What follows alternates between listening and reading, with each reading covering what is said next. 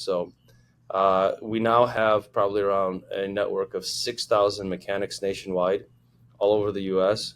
And we have places in a good chunk of the U.S. where we submit a request for repair. We'll Mm. get three, four, maybe five bids within 5 minutes.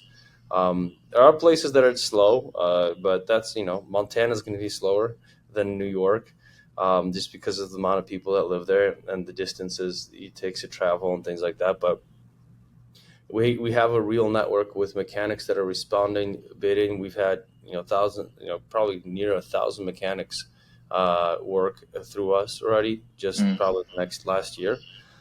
So it's a very fast growing network. We have a good amount of volume coming through every single day, and we're in the process of actually beta testing our fleet portal. Mm. It's fleet.bigrig.app.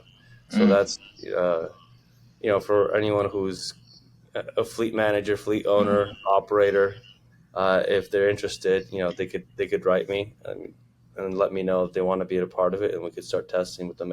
And I think that that's going to be the most interesting thing, because the way that Mm. works is that we connect directly into their Samsara data set or Motive. We're probably going to Mm. work on Geotab and others later, so that the moment they connect it and they immediately import all of their units. So if a unit breaks down, they're not just telling a mechanic where the unit is.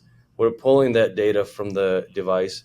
We're pulling fault codes, vehicle information, VIN code. You can add pictures and then send all of that off to a mechanic and get 4 to 5 bids. So not only are you getting quick bids at Mm. like record speeds, you could submit a very large amount of data, like fault codes, images, everything, very Mm. quickly to hundreds of mechanics.